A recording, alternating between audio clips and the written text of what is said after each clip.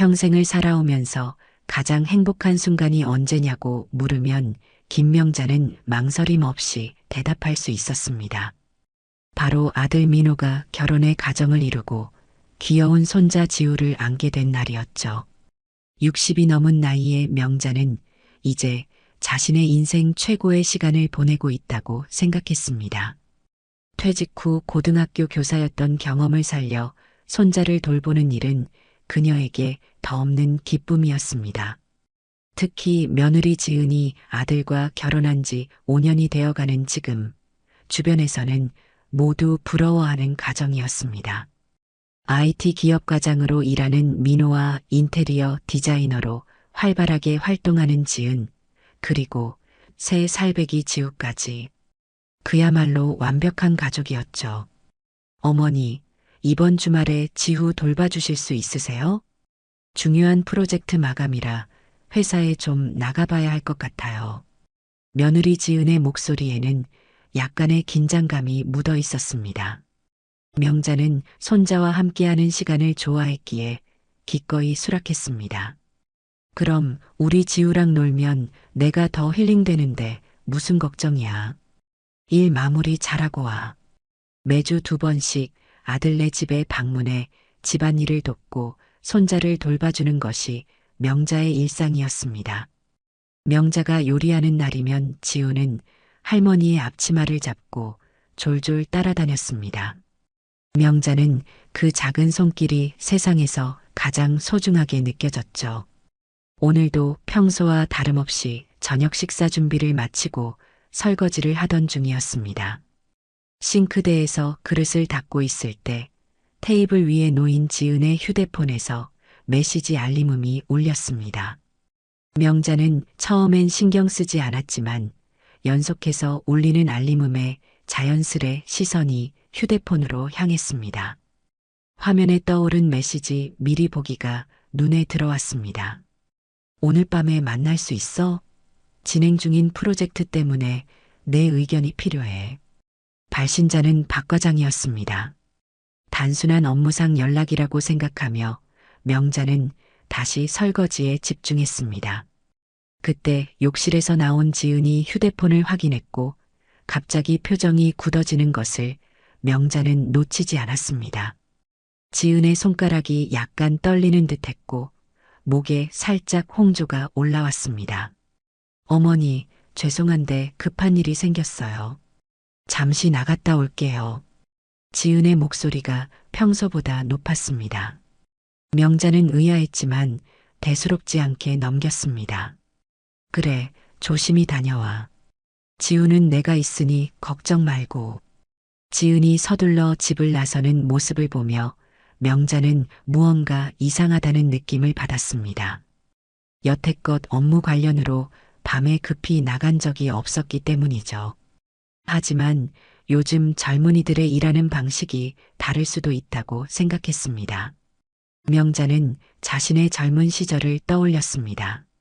그때는 이런 야근 문화가 없었지만 세상이 많이 바뀌었으니까요. 다음 날 명자는 오랜 친구이자 이웃인 박순자에게 이 일을 털어놓았습니다. 전직 형사였던 순자는 명자보다 세상 물정에 밝았습니다. 두 사람은 아파트 단지 내 작은 공원 벤치에 앉아 이야기를 나누었습니다. 아니, 요즘 젊은 사람들 일하는 스타일이 그럴 수도 있지. 섣불리 의심하지 마. 며느리가 얼마나 착하고 성실한데. 순자의 말에 명자도 수긍했습니다. 하지만 그날 이후 명자는 며느리의 행동에 미묘한 변화가 생긴 것을 느꼈습니다.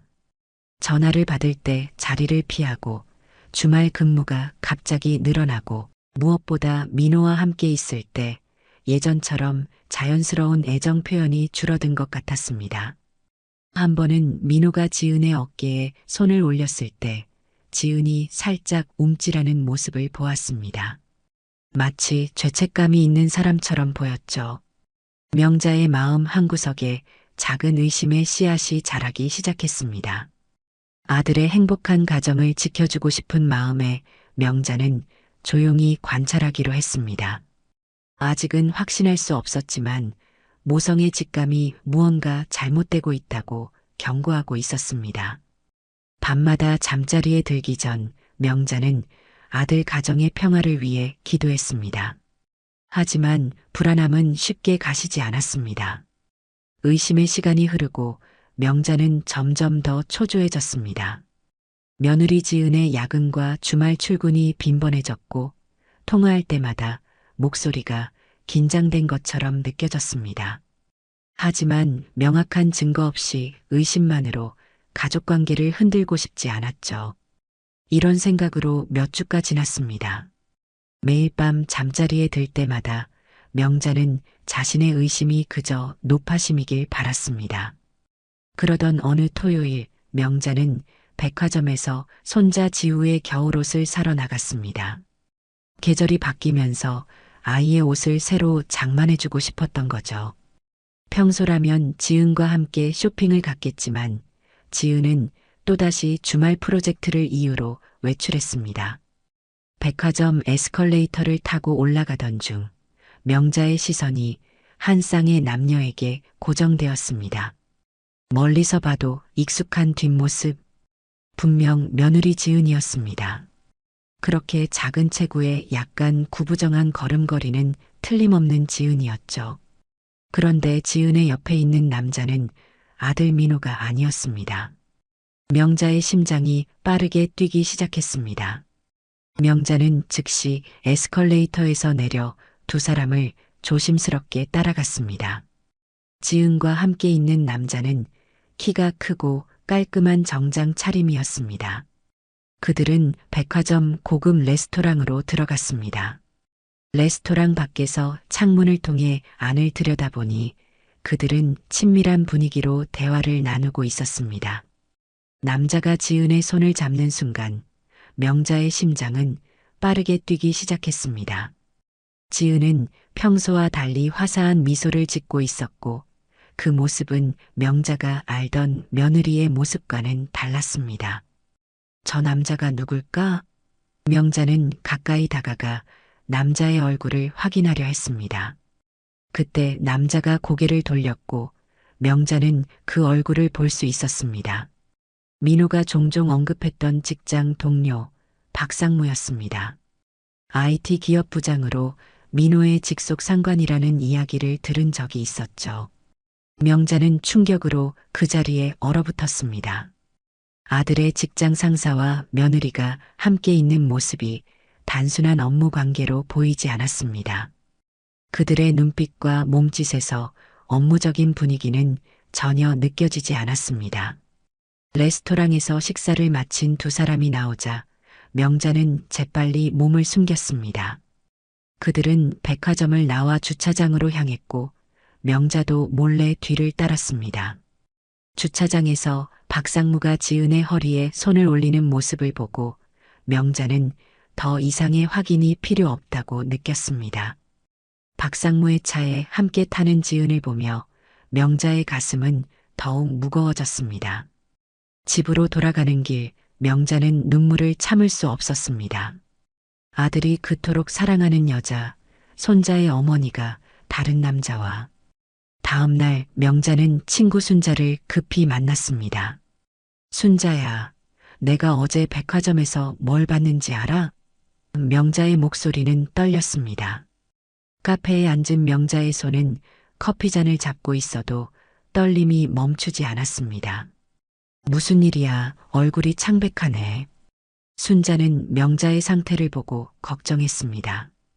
지은이가 민호 직장 상사랑 같이 있는 걸 봤어. 그냥 업무적인 만남이 아니었어. 너무 친밀해 보였다고. 명자는 어제 본 광경을 자세히 설명했습니다. 주차장에서 본 장면까지 말하자 순자의 표정도 심각해졌습니다. 순자는 심각한 표정으로 명자의 이야기를 들었습니다. 확실히 이상하네. 하지만 아직 단정 짓기는 이르지 않을까? 더 확실한 증거가 필요해. 내가 형사 출신이니 좀 도와줘. 확실한 증거가 필요해. 명자의 간절한 부탁에 순자는 고개를 끄덕였습니다. 순자의 경험상 이런 상황에서는 진실을 확실히 확인하는 것이 중요했습니다. 알았어. 내가 아는 전문 탐정이 있어. 그 사람 연락처 줄게. 순자는 휴대폰을 꺼내 탐정의 번호를 알려주었습니다. 이 사람은 내가 형사 시절 알게 된 믿을 수 있는 사람이야. 비용이 좀 들겠지만 확실한 증거를 얻을 수 있을 거야. 그날 저녁 명자는 탐정을 만나 상황을 설명했습니다. 쉽지 않은 결정이었지만 아들의 가정을 지키기 위해서는 진실을 알아야 했습니다. 탐정은 지은과 박상무의 만남을 몇 주간 조사하기로 했습니다. 작은 찻집에서 탐정과 이야기하는 동안 명자는 자신이 지금 하는 일이 옳은 것인지 계속 고민했습니다. 아들 몰래 며느리를 미행하게 하다니, 하지만 그보다 더 큰 배신을 막기 위해서는 필요한 일이었습니다. 집으로 돌아오는 길, 명자의 마음은 무거웠습니다. 아직 확신할 수 없지만 만약 의심이 사실로 밝혀진다면 어떻게 해야 할지 막막했습니다. 무엇보다 사랑하는 아들에게 이 사실을 어떻게 말해야 할지, 아들의 마음이 얼마나 상처받을지 생각하니 가슴이 미어졌습니다. 손자 지우는 어떻게 될지, 그 아이의 행복한 미소가 사라질까봐 두려웠습니다. 밤새 잠 못 이루며 명자는 모든 것이 오해이기를 간절히 바랐습니다. 탐정의 조사가 시작된 지 한 달, 명자의 손에는 두꺼운 서류 봉투가 들려 있었습니다. 봉투 안에는 지은과 박상무의 만남을 증명하는 사진들과 호텔 출입 기록이 담겨 있었습니다. 탐정은 철저하게 조사했고 그 결과는 명자의 의심을 확실히 증명했습니다. 명자는 서류를 보는 순간 다리에 힘이 풀려 소파에 주저앉았습니다. 의심이 현실이 된 순간이었죠. 사진 속에는 호텔 로비에서 함께 걸어가는 두 사람의 모습, 레스토랑에서 손을 잡고 있는 장면, 심지어 서로 포옹하는 모습까지 있었습니다. 탐정의 보고서에 따르면 그들은 최소 주 2회 이상 만남을 가졌고 대부분 호텔이나 인적이 드문 곳에서 시간을 보냈다고 합니다. 갑자기 찾아온 현기증에 명자는 잠시 눈을 감았습니다. 이제 확실해졌습니다. 며느리 지은이 아들 민호의 직장 상사인 박상무와 불륜 관계를 맺고 있다는 사실이 어느새 눈가에 눈물이 고였습니다. 그동안의 의심과 불안이 현실이 되어버린 지금 명자는 깊은 배신감과 분노를 느꼈습니다. 이 사실을 민호에게 어떻게 말해야 할지 막막했습니다. 민호는 항상 지은을 전적으로 신뢰했고 바쁜 회사 생활 속에서도 가정을 위해 최선을 다하는 아들이었습니다. 지금도 회사에서 밤늦게까지 일하는 민호가 이 사실을 알게 된다면 무너져 내릴 것이 분명했습니다. 순간 명자의 머릿속에 불안한 생각이 스쳤습니다. 과연 민호가 이 사실을 알게 된다면 어떤 선택을 할까? 직장에서의 위치도 위태로워질 텐데. 명자는 사진들을 다시 봉투에 넣고 방 안을 천천히 걸었습니다. 창밖으로 보이는 도시의 풍경이 갑자기 낯설게 느껴졌습니다. 아들의 행복을 위해 진실을 말해야 할지 아니면 모른 척하고 지나가야 할지 고민이 되었습니다. 하지만 명자는 곧 결심했습니다. 진실은 언젠가는 드러나기 마련이고 그때의 상처가 더 클 것이라는 사실을 알았기 때문입니다. 고민의 시간이 흐르는 가운데 어느 저녁 식사 자리에서 민호가 뜻밖의 소식을 전했습니다. 박 부장님이 다음 달에 결혼한대요. 상대는 거래처 디자인 회사 팀장이래요. 우리 회사 사람들 모두 초대받았어요. 민호는 밝은 표정으로 이야기했지만 명자의 귀에는 천둥 소리처럼 들렸습니다. 명자는 충격으로 숨을 쉴 수 없었습니다. 지은의 표정을 살폈더니 겉으로는 평온해 보였지만 순간적으로 굳어진 얼굴을 명자는 놓치지 않았습니다. 지은의 포크가 접시에 부딪히는 소리가 유난히 크게 들렸습니다. 식사 도중 지은이 화장실에 가는 틈을 타 명자는 아들에게 물었습니다. 그 박 부장님이라는 사람, 어떤 사람이니? 명자는 최대한 태연하게 물었지만 목소리가 떨렸습니다. 워낙 인정받는 분이라 회사에서도 승승장구하고 계세요. 제가 많이 배우고 있어요. 민호의 대답에 명자의 가슴이 더 아팠습니다. 박상무는 민호의 존경을 받고 있었고 동시에 그의 아내와 불륜 관계를 맺고 있었습니다. 이중적인 배신이었죠. 민호는 계속해서 박상무의 결혼식에 대해 이야기했습니다. 결혼식은 시내 최고급 호텔에서 열린대요. 정말 화려한 결혼식이 될 것 같아요. 어머니도 같이 가실래요? 명자는 급히 물을 마시며 시간을 벌었습니다. 글쎄, 내가 가도 될지 모르겠네. 나중에 생각해 볼게. 집으로 돌아온 명자는 밤새 뒤척였습니다.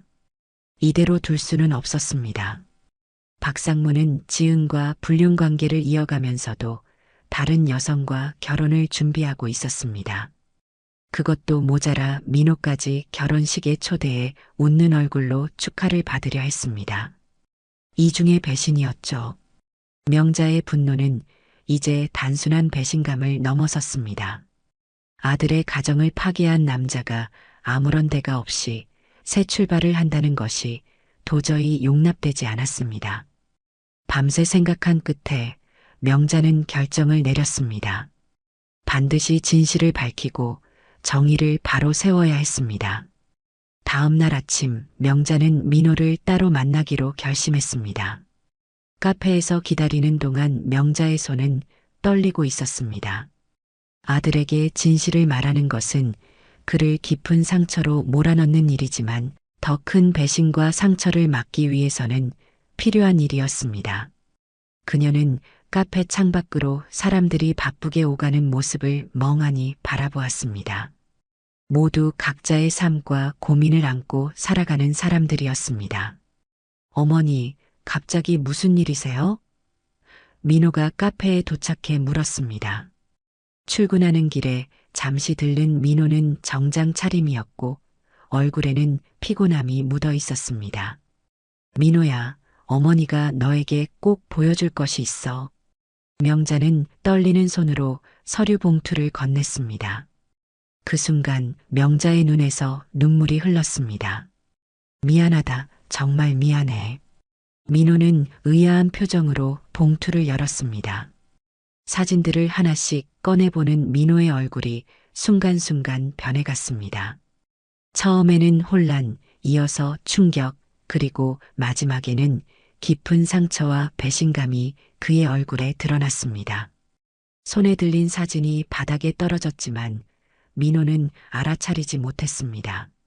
이게 어떻게... 지은이가... 민호의 말은 끊겼고 그의 손에 들린 사진이 떨어졌습니다. 그의 눈빛은 초점을 잃은 듯했고 얼굴은 창백해졌습니다. 민호야, 정말 미안하다. 명자는 아들의 손을 잡았습니다.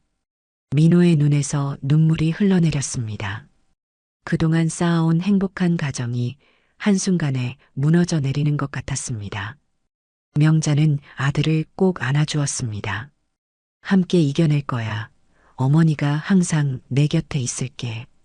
이제 진실을 마주한 그들 앞에는 어려운 결정이 기다리고 있었습니다. 민호는 한동안 말없이 창밖을 바라보다가 조용히 말했습니다. 어머니, 어떻게 해야 할까요? 그 목소리에는 깊은 절망감이 묻어 있었습니다. 충격적인 진실을 마주한 민호는 처음 며칠간 극심한 혼란에 빠졌습니다. 회사에 출근할 수 없을 정도로 정신적 충격이 컸죠. 명자는 아들 곁을 지키며 힘이 되어 주었습니다. 민호가 회사에 병가를 냈고 지은에게는 출장을 간다고 거짓말을 했습니다. 매일 밤 술에 취해 돌아오는 민호를 보며 명자는 가슴이 미어졌습니다. 한 번은 민호가 술에 취해 중얼거렸습니다. 어머니, 제가 뭘 잘못했을까요? 부족했던 건가요? 그 말을 들으며 명자는 더 이상 눈물을 참을 수 없었습니다. 그동안 민호와 명자는 이 상황을 어떻게 대처할지 깊이 논의했습니다. 처음에는 민호가 박상무를 직접 찾아가 따지려 했지만 명자는 그를 말렸습니다. 감정적으로 대처하면 나중에 더 큰 문제가 생길 수 있기 때문이었습니다. 어떻게 해야 할지 모르겠어요, 어머니. 민호의 목소리에는 깊은 상처가 묻어 있었습니다. 그는 테이블 위의 사진들을 바라보며 한숨을 내쉬었습니다. 민호야, 시간을 두고 생각해봐. 서둘러 결정할 필요는 없어. 무엇보다 지우를 생각해야지. 명자는 아들을 위로했습니다. 손자 지우의 미래를 생각하면 더욱 신중해질 필요가 있었습니다. 그러던 중 민호의 휴대폰으로 뜻밖의 메시지가 왔습니다. 발신자는 강민석이라는 이름이었죠. 민호 씨, 제가 박상무의 약혼녀 수진의 오빠입니다. 중요한 이야기가 있는데 만나서 얘기할 수 있을까요? 메시지를 확인한 민호와 명자는 서로를 바라보았습니다. 민호는 의아했지만 만남에 응했습니다.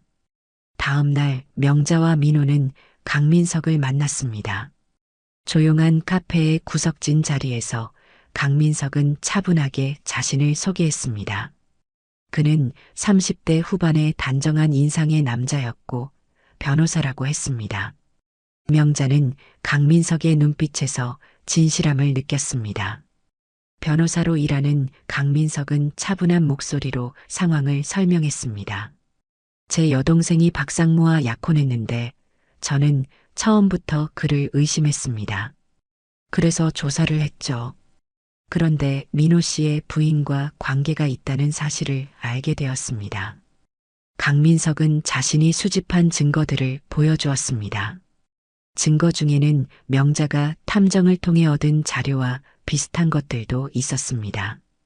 그뿐만 아니라 박상무가 과거에도 비슷한 일을 저질렀다는 사실을 알게 되었습니다. 이전 직장에서도 기혼 여성과 관계를 맺어 문제가 된 적이 있었죠. 강민석의 말에 민호와 명자는 더욱 충격을 받았습니다. 박상무는 단순한 불륜남이 아니라 습관적으로 가정을 파괴하는 인물이었던 것입니다. 민호의 얼굴이 분노로 일그러졌습니다. 저 사람이 어떻게 그럴 수가. 민호의 주먹이 탁자를 내리쳤고 카페 안에 몇몇 손님들이 놀란 듯 그들을 돌아보았습니다. 강민석은 차분하게 말을 이어갔습니다. 저는 여동생이 잘못된 선택을 하는 것을 막고 싶습니다. 함께 계획을 세워보죠. 그의 제안에 민호는 고개를 끄덕였습니다. 명자 역시 이 상황을 그냥 넘길 수 없다고 생각했습니다. 그날 저녁 민호는 지은이 귀가한 후 모든 진실을 대면했습니다. 지은은 퇴근 후 평소와 같이 집에 돌아왔고 민호가 미리 귀가했다는 사실에 놀란 듯 했습니다. 명자는 아이를 데리고 자신의 집에 있었고 민호는 혼자서 이 어려운 대화를 나누기로 했습니다. 지은아, 우리 얘기 좀 할까? 민호의 목소리는 무겁게 가라앉아 있었습니다. 지은은 민호의 표정을 보고 무언가 심상치 않음을 느꼈는지 긴장한 표정이었습니다. 민호는 테이블 위에 사진들을 펼쳐놓았습니다. 지은은 처음에는 부인하려 했지만 증거 앞에서 결국 모든 것을 인정했습니다. 그녀의 얼굴은 창백해졌고 손이 떨리고 있었습니다. 왜 그랬어? 민호의 질문에 지은은 고개를 숙였습니다. 그녀의 어깨가 떨리기 시작했고 눈물이 뺨을 타고 흘러내렸습니다. 처음에는 그냥 업무적인 관계였어. 하지만 점점 미안해, 정말 미안해. 지은의 눈에서 눈물이 흘렀습니다. 그녀는 자신이 얼마나 어리석었는지, 어떻게 그런 상황에 빠지게 되었는지 설명하려 했지만 어떤 말도 상황을 정당화할 수 없었습니다. 민호는 차분하게 말했습니다. 난 이혼하고 싶어. 하지만 지우를 위해 공동 양육은 계속할 거야. 그의 목소리에는 결심이 담겨 있었습니다. 지은을 바라보는 민호의 눈에는 더 이상 사랑이 아닌 깊은 실망과 상처만이 남아 있었습니다. 지은은 순순히 이혼에 동의했습니다. 그녀 역시 박상무가 다른 여성과 결혼한다는 사실에 배신감을 느끼고 있었죠. 더구나 민호에게 박상무가 결혼 후에도 관계를 계속하자고 자신을 압박했다는 사실까지 털어놓았습니다. 그 사람은 결혼 후에도 만나자고 했어. 내가 거절했더니 화를 내더라고. 지은의 말에 민호의 분노는 더욱 커졌습니다. 이 모든 이야기를 들은 후 민호는 명자에게 전화를 걸었습니다. 명자는 손자 지우를 재우고 있었습니다. 어머니, 지은이랑 얘기 끝났어요. 이혼하기로 했습니다. 명자는 한숨을 내쉬었습니다. 이런 결과가 될 줄 알면서도 마음 한구석이 아팠습니다. 알겠다, 민호야.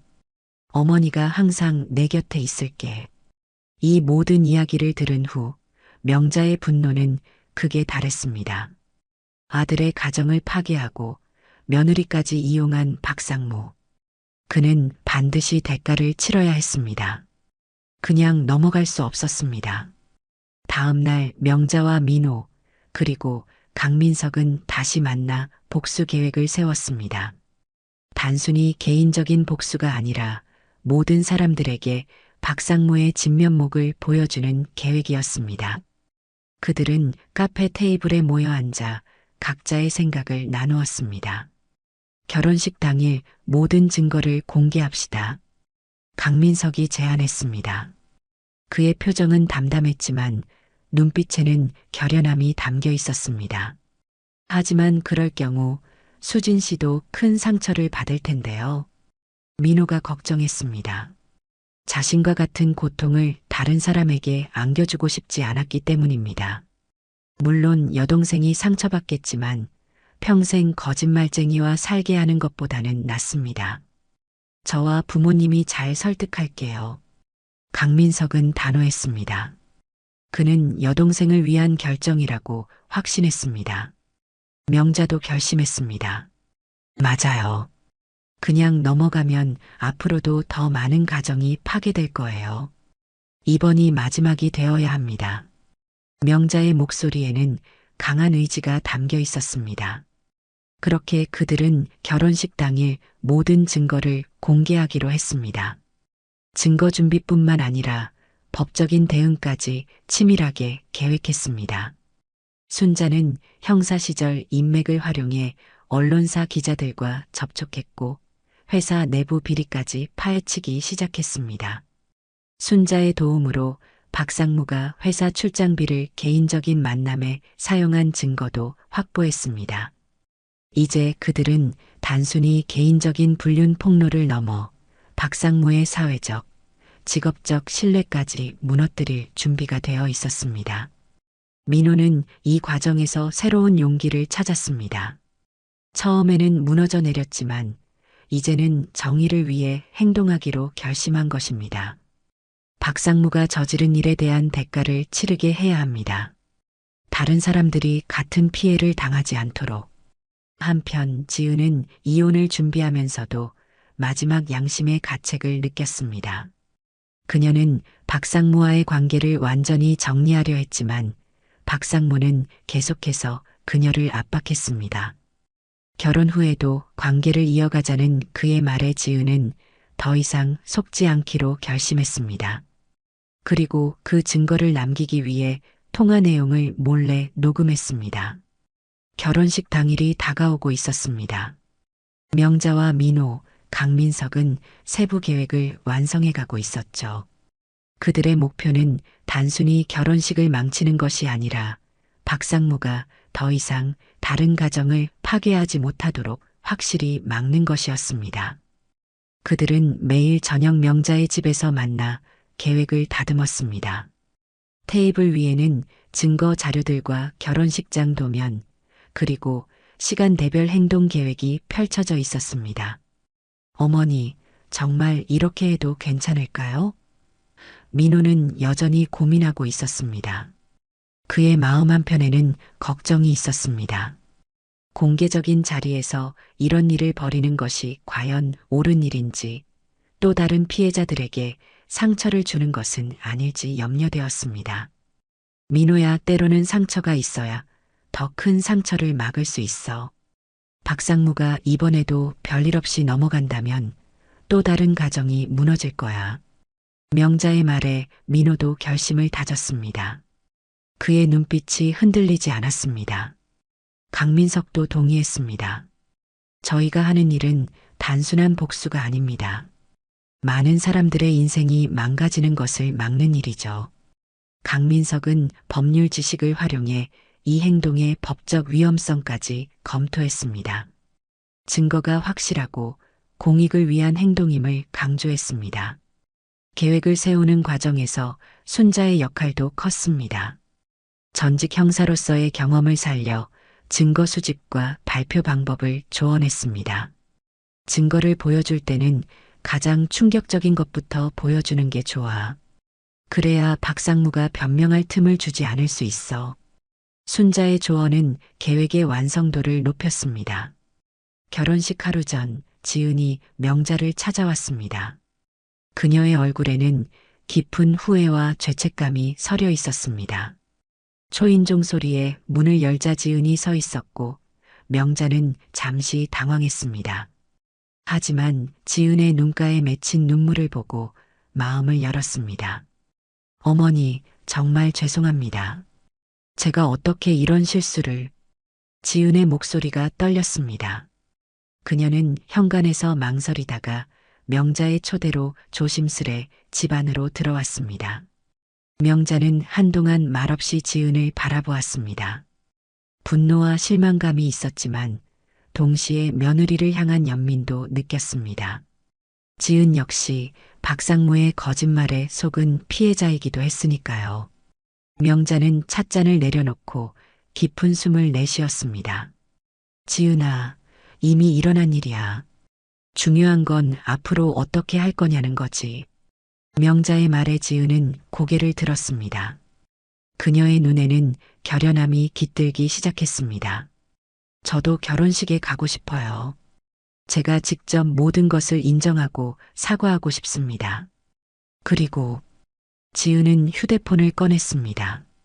이건 박상무가 저에게 결혼 후에도 관계를 계속하자고 했던 녹음 파일이에요.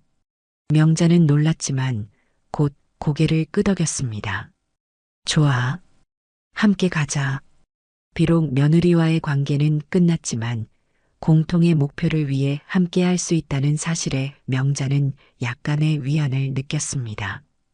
그날 밤 명자는 계획의 마지막 부분을 점검했습니다. 필요한 모든 증거, 프로젝터와 스크린 설치, 기자들과의 연락, 호텔 직원들의 협조까지. 그녀는 오랜만에 느껴지는 긴장감과 함께 이것이 단순한 복수가 아닌 정의를 위한 행동임을 다시 한번 마음에 새겼습니다. 결혼식 당일 아침, 명자는 일생일대의 전투를 앞둔 장군처럼 단단히 마음을 다잡았습니다. 오랜만에 정장을 꺼내 입고 평소보다 조금 더 진한 화장을 했습니다. 거울 속 자신의 모습을 바라보며 다짐했습니다. 이건 단순한 복수가 아니야. 정의를 바로 세우는 일이지. 그녀의 눈빛에는 흔들림이 없었습니다. 오전 일찍 순자가 찾아와 명자를 도왔습니다. 긴장돼? 순자가 물었습니다. 당연하지. 하지만 해야 할 일이니까. 명자는 단호하게 대답했습니다. 순자는 명자의 어깨를 토닥이며 격려했습니다. 호텔로 향하는 차 안에서 민호는 여전히 긴장한 모습이었습니다. 어머니, 만약 박상무가 폭력적으로 나오면 어떡하죠? 민호의 손이 떨리고 있었습니다. 걱정 마. 강민석 변호사가 모든 법적인 부분을 준비했고 순자가 연결해준 기자들도 올 거야. 게다가 호텔 보안팀에도 미리 이야기해뒀어. 명자의 철저한 계획에 민호는 안심했습니다. 그래도 그의 이마에는 땀방울이 맺혔습니다. 지은은 다른 차를 타고 약속된 시간에 호텔에 도착하기로 했습니다. 그녀는 결혼식이 시작될 때까지 대기하다가 가장 중요한 순간에 등장할 예정이었습니다. 그녀의 증언은 박상무의 거짓말에 결정적인 타격을 줄 것이었습니다.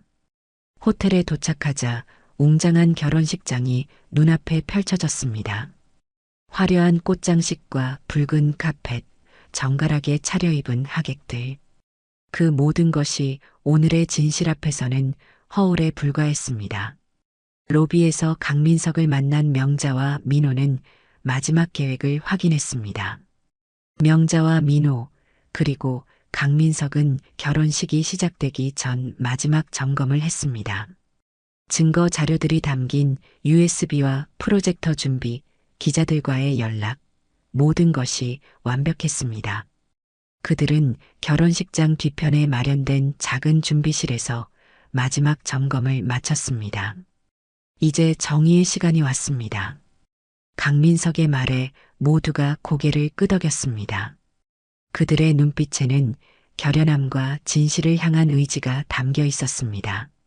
결혼식 연회장은 축하객들로 가득 찼습니다. 화려한 꽃장식과 우아한 음악, 정갈하게 차려입은 하객들로 분위기는 한껏 고조되어 있었습니다. 드디어 신랑 박상무가 입장했고 그는 자신만만한 미소를 지으며 하객들을 향해 고개를 끄덕였습니다. 그의 모습은 성공한 회사원의 전형이었고 누가 봐도 완벽한 신랑이었습니다. 명자는 뒷자리에 조용히 앉아 있었습니다. 민호와 강민석은 각자 위치에서 서로에게 신호를 보냈습니다. 기자들도 결혼식에 하객으로 참석해 조용히 대기하고 있었습니다. 모든 것이 계획대로 진행되고 있었습니다. 신부 입장을 알리는 음악이 흘러나왔고 모든 하객들이 일어섰습니다. 수지는 아버지의 팔짱을 끼고 입장했습니다. 그녀의 얼굴은 행복으로 빛나고 있었고 이것이 그녀의 꿈에 그리던 결혼식임이 분명했습니다. 명자는 순간 마음이 아팠습니다. 하지만 이 순간의 고통이 수진의 평생 불행보다는 나을 것이라 생각했습니다. 신랑과 신부가 주례자 앞에 서고 결혼식이 시작되었습니다. 주례자는 결혼의 의미와 두 사람의 앞날을 축복하는 말을 전했습니다. 그리고 가장 중요한 순간이 다가왔습니다. 신랑 신부가 서로에게 평생을 약속하는 맹세를 나눌 시간이었습니다. 박상무 씨, 당신은 이 자리에서 김수진 씨를 아내로 맞이하여 평생 사랑하고 존중할 것을 약속합니까? 주례자의 질문에 박상무는 자신만만하게 대답했습니다. 네, 약속합니다. 바로 그때였습니다. 연회장 문이 활짝 열리며 김명자가 당당히 입장했습니다. 그녀의 뒤로는 민호와 변호사, 그리고 몇몇 기자들이 따라 들어왔습니다. 모든 하객들의 시선이 그들에게 쏠렸고 연회장은 순간 정적에 휩싸였습니다. 잠시만요. 이 결혼식이 진행되기 전에 신부와 모든 하객들이 알아야 할 진실이 있습니다. 명자의 목소리는 연회장 전체에 울려 퍼졌습니다. 그녀의 눈빛은 확고했고 목소리에는 떨림이 없었습니다. 박상무의 얼굴이 창백해졌습니다. 그는 당황한 표정으로 주위를 둘러보았지만 모든 하객들의 시선은 명자를 향해 있었습니다. 수지는 혼란스러운 표정으로 오빠 강민석을 바라보았고 강민석은 그녀에게 눈짓으로 괜찮다는 신호를 보냈습니다. 명자는 미리 준비한 증거 자료들을 대형 스크린에 띄웠습니다. 박상무와 지은의 메시지, 호텔 출입 기록, 그리고 그들의 만남을 담은 사진들이 모두의 눈앞에 펼쳐졌습니다.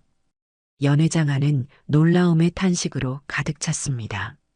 이 사람은 제 아들의 가정을 파괴했습니다. 그리고 지금 아무 일도 없었던 것처럼 새 신부에게 거짓말을 하고 있습니다. 명자의 목소리는 흔들림 없이 강했습니다. 그녀는 계속해서 증거를 하나씩 보여주었습니다. 그때 뒤에서 또 다른 목소리가 들렸습니다. 그리고 저에게는 결혼 후에도 관계를 계속하자고 했습니다. 지은이 연회장으로 들어왔습니다.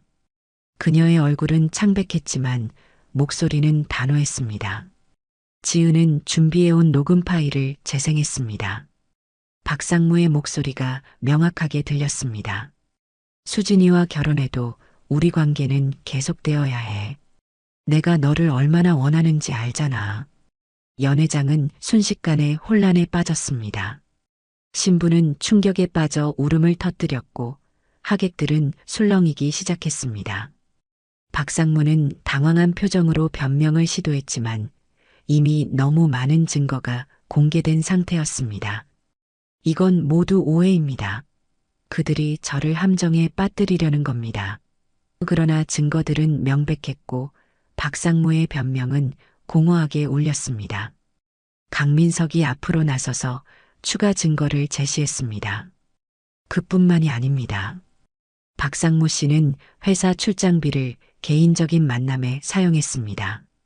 이 증거를 보십시오. 스크린에는 박상무가 지은과의 만남에 회사 법인카드를 사용한 영수증들이 나타났습니다. 신부 측 가족들이 분노하며 다가왔고 박상무의 회사 동료들도 실망한 표정으로 그를 바라보았습니다. 수진의 아버지는 분노로 얼굴이 붉어져 있었습니다. 그는 대기업 임원으로 사회적 체면을 중요시하는 인물이었습니다. 그가 박상무에게 다가가 결혼이 취소되었음을 선언했습니다. 우리 딸이 이런 사람과 평생을 함께할 수는 없소. 모든 준비금은 물론이고 정신적 피해에 대한 보상도 요구하겠소. 수진의 아버지의 목소리는 떨렸고 그의 눈에는 분노와 함께 딸을 걱정하는 마음이 담겨 있었습니다. 수진은 충격에서 벗어나지 못한 채 오빠 강민석의 품에 안겨 흐느끼고 있었습니다. 그녀의 완벽했던 결혼식은 순식간에 악몽으로 변했습니다.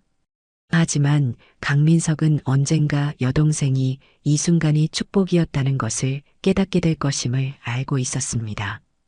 한편 박상무의 회사 대표도 하객으로 와 있었는데 그는 박상무를 바라보며 차갑게 말했습니다. 내일 아침 인사팀에 출근해서 사직서를 제출하게. 회사 자금을 개인적으로 유용한 것은 용납할 수 없는 일이야. 회사 대표의 목소리는 단호했고 주변의 임원들도 고개를 끄덕였습니다. 박상무는 이제 완전히 궁지에 몰렸습니다. 그의 얼굴은 창백했고 식은땀이 흘러내렸습니다. 그는 마지막 발버둥으로 민호에게 다가갔습니다. 민호 씨, 이건 오해야. 내가 설명할게. 하지만 민호는 냉정하게 그를 밀쳐냈습니다. 더 이상 할 말 없습니다. 당신이 저의 가정을 파괴했고 이제 그 대가를 치르는 겁니다. 민호의 목소리는 차분했지만 그의 눈에는 결연함이 담겨 있었습니다. 기자들은 이 모든 상황을 카메라에 담고 있었고 내일 신문과 뉴스에는 이 사건이 대대적으로 보도될 것이 분명했습니다. 박상무의 사회적 평판은 이제 완전히 무너졌습니다. 명자는 이 모든 상황을 지켜보며 깊은 안도감을 느꼈습니다.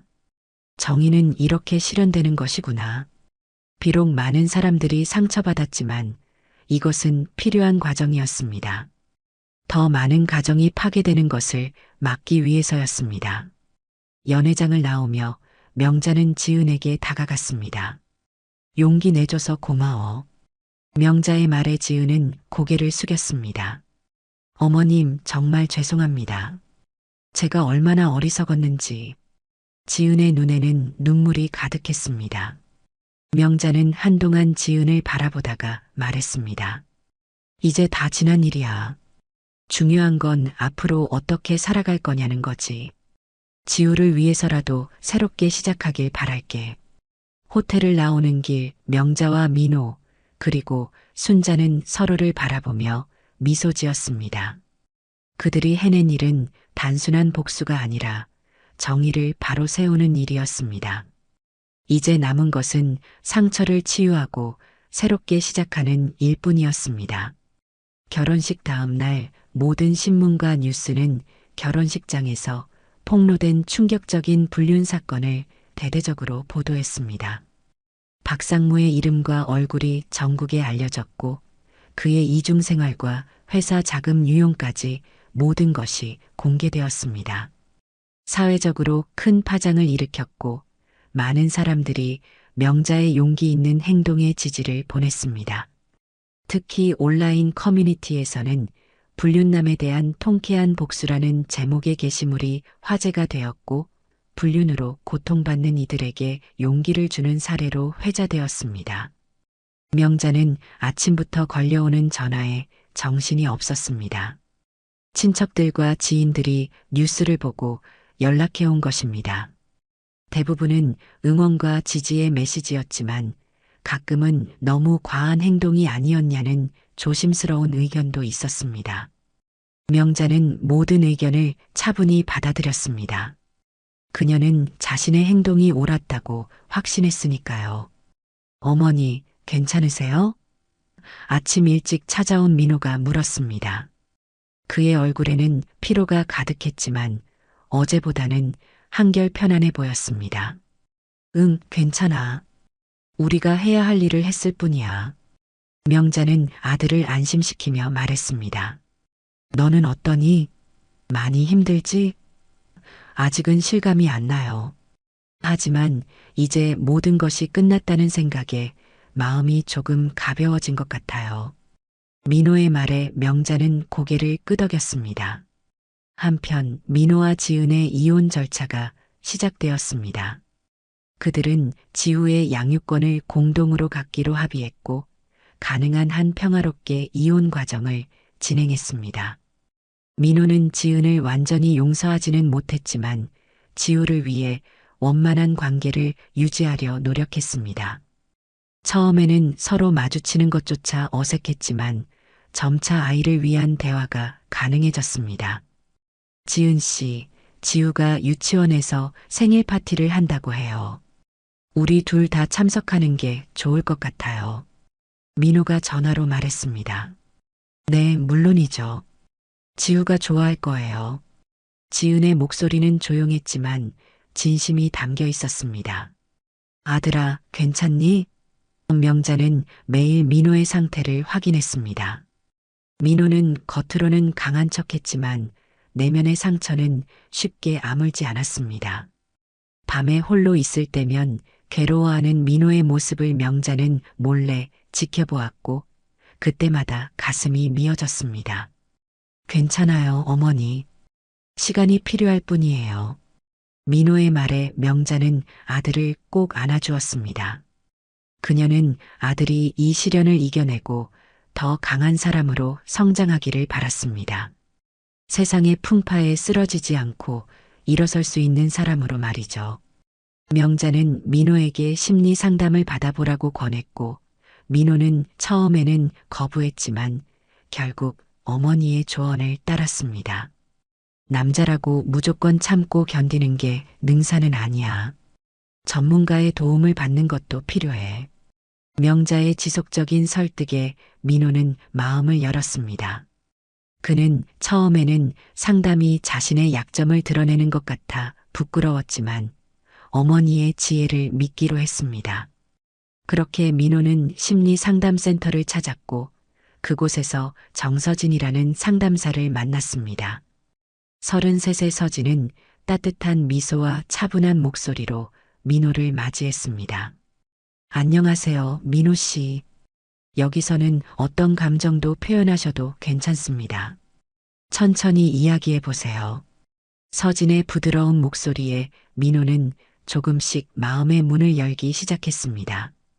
처음에는 어색하고 불편했지만 시간이 지날수록 민호는 서진에게 마음을 열고 자신의 감정을 솔직하게 표현하기 시작했습니다.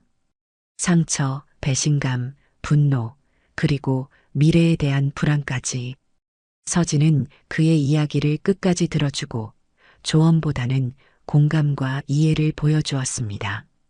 그녀는 민호가 자신의 감정을 제대로 인식하고 받아들이는 과정을 도왔습니다. 처음에는 모든 것이 무너진 것 같았어요. 내가 뭘 잘못했는지 계속 생각했죠. 민호의 고백에 서진은 고개를 끄덕였습니다. 민호의 눈에는 눈물이 고였지만 그는 더 이상 눈물을 숨기려 하지 않았습니다. 자책하는 것은 자연스러운 반응이에요. 하지만 민호 씨가 잘못한 것은 없어요. 우리는 타인의 선택을 통제할 수 없어요. 중요한 건 이제 어떻게 하느냐입니다. 서진의 말에 민호는 처음으로 마음의 짐이 조금 가벼워지는 것을 느꼈습니다. 그는 오랜만에 깊은 숨을 내쉬었습니다.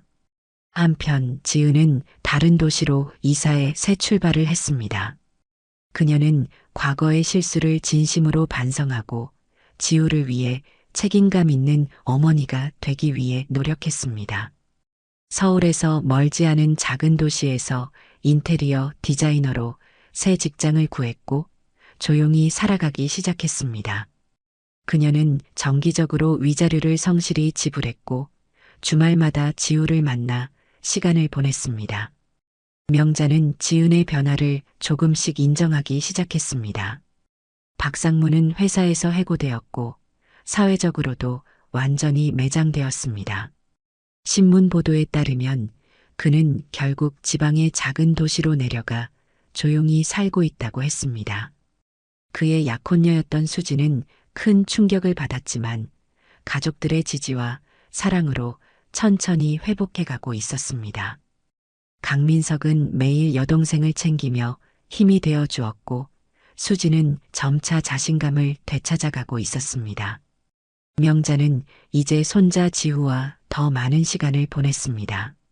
민호가 일하는 동안 지우를 돌봐주었고 가끔은 지은이 데리러 오는 날도 있었습니다.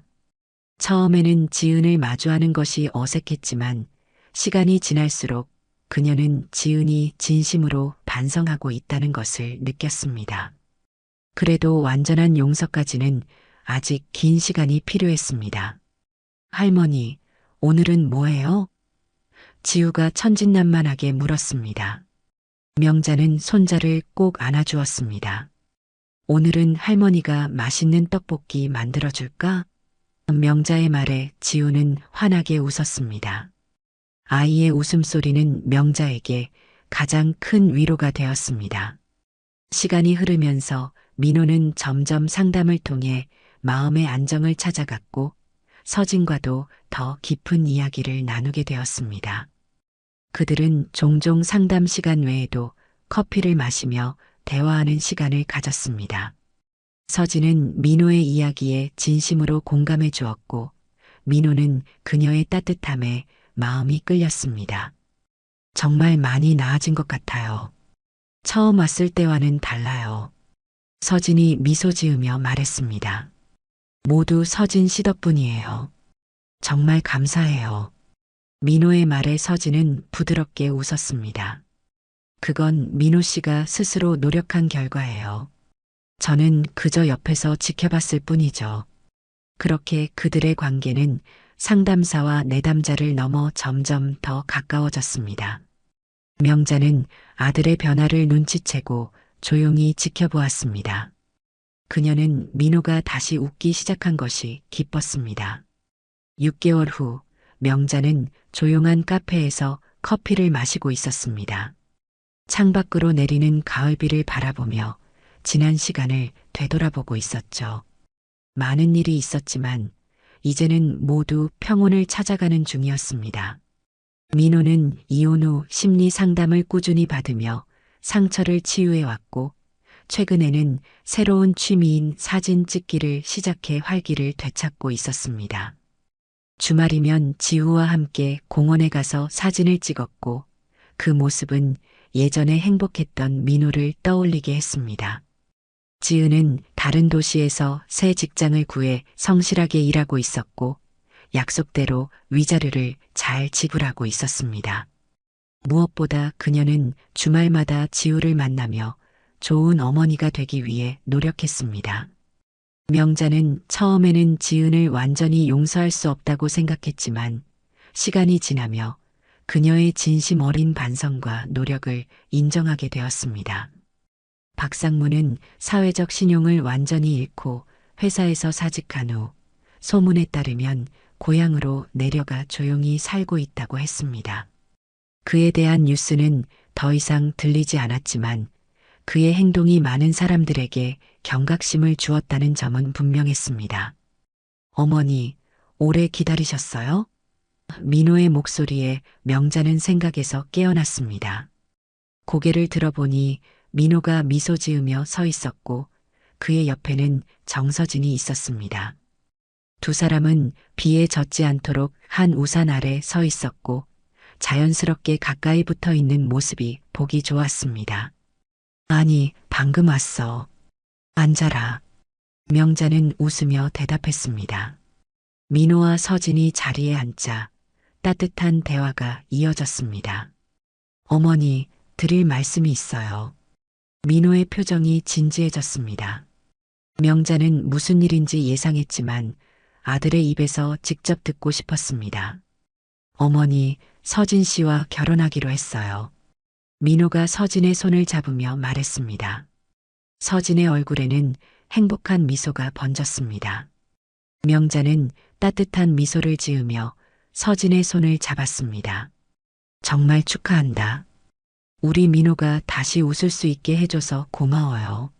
앞으로 좋은 인연 이어가세요. 서진은 부드럽게 미소 지었습니다.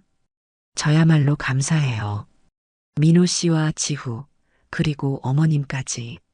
이렇게 좋은 가족을 만나게 되어 정말 행복해요. 명자는 서진이 처음부터 지우를 자신의 아이처럼 생각하는 모습에 감동했습니다. 마음속으로 이 새로운 가족이 오래오래 행복하기를 기원했습니다. 지우는 어떻게 생각하니? 명자가 물었습니다. 지우는 서진이를 정말 좋아해요. 서진이가 오면 항상 좋아하죠. 지은이도 괜찮다고 했어요.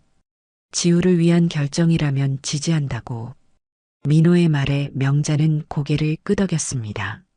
지은이 그런 결정을 내릴 수 있다는 것은 그녀가 정말로 성장했다는 증거였습니다. 그럼 결혼식은 언제로 생각하고 있니? 명자는 행복한 미소를 지으며 물었습니다. 아직 정확한 날짜는 정하지 않았어요. 하지만 작고 소박하게 하려고 해요. 화려함보다는 진심이 담긴 결혼식이었으면 해요. 서진의 말에 민호가 고개를 끄덕였습니다. 명자는 민호와 서진이 행복하게 웃는 모습을 보며 어떤 시련도 결국은 지나간다는 사실을 깨달았습니다.